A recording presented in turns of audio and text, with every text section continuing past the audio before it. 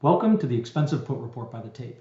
Today we'll review how this report identifies opportunities as well as some of the different ways to interpret them. As a reminder, neither this video nor any of the contents of this report constitute financial advice. If you have questions, please check out our website at the link below. The Expensive Put Report is one of a number of different screeners we have that scans the markets every 15 minutes for different opportunities. And it focuses on exactly what the name suggests, puts that are expensive. This can be the launch point for several different strategies. It can be used for short-term premium collection, or you can use it for longer-term investments as an initiation to the wheel strategy. Start by logging into your account at TheTape.Report. You'll need a Google or Google Workspace account, so remember to include that when you sign up. And if you haven't done that already, go to harvestedfinancial.com/analytics, where you can browse all of our different reports, and they each come with a 7-day free trial. When you log in, your homepage will look like the below. In order to access the Expensive Put reports, navigate on the left-hand side of your screen. You'll also want to make note of the last update time here, and if it's not within the last 20 minutes during market hours, hit the refresh data button in the lower left-hand corner. At The Tape, one of the most important things we do with our data is make sure that it's been cleaned and processed. So first of all, we throw out any of the puts that come up on the screener that have a theoretical value outside the bounds of the current markets. Additionally, to come up with that theoretical value, we use a smooth volatility surface. So that means we take into account the other expirations and strikes that are surrounding that to come up with a logically consistent arbitrage-free curve.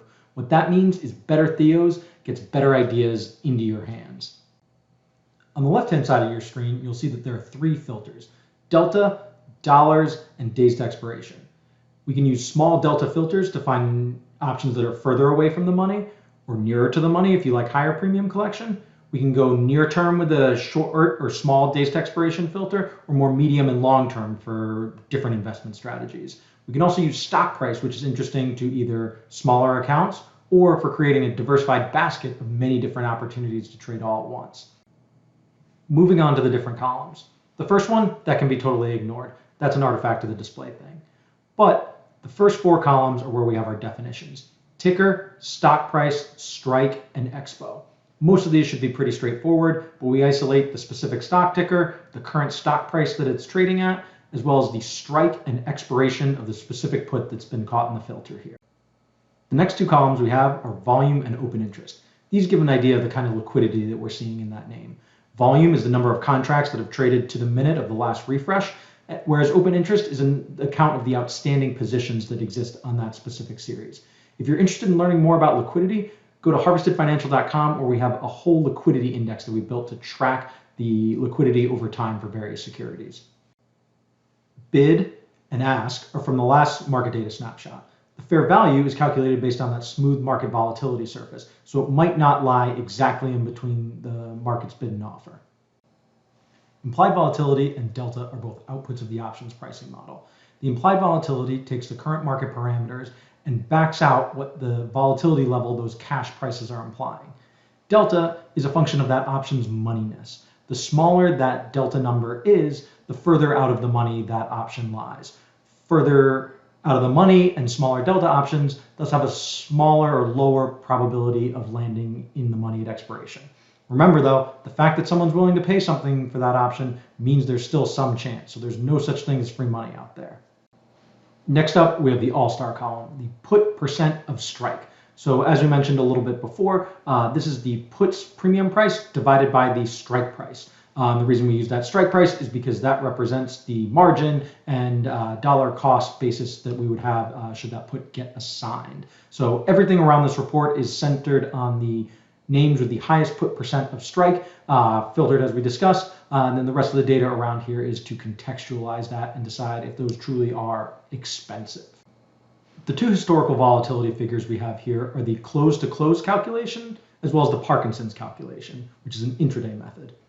So using close-to-close data, we measure how much the stock has moved over the last period. In this case, it's 10 days, from one close price to the next close price.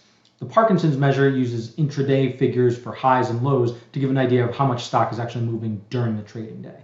These 2 historical volatility or realized volatility figures are important because it helps contextualize how expensive that implied volatility has been. Of course, it's a backward-looking measure, but what are the markets implying today versus what have they done in the past? Earnings is another important data point to help understand how expensive that put is. If the company's announced an earnings date, it'll be in here. Remember, ETFs don't have earnings dates. Some investors like going after trades that have earnings within them, some don't. What we know is that generally implied volatility is priced higher around earnings because you know there's going to be a concentrated movement on that specific day. So that provides rich premiums, but also a greater risk of movement on that specific day. The last two columns we have here are at the money strike and at the money straddle. The at the money strike is the strike price that is nearest to 50 delta within that specific expiration.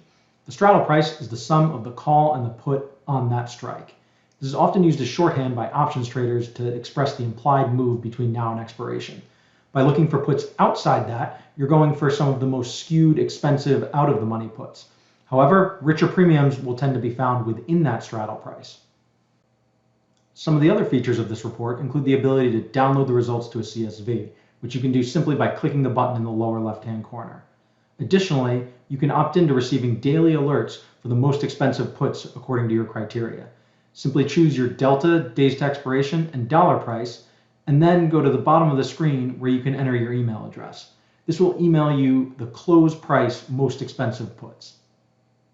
Thanks for tuning in for this review of expensive puts. If you like what you see here, you can hit the like button, but you should also check out some of the other reports that we have.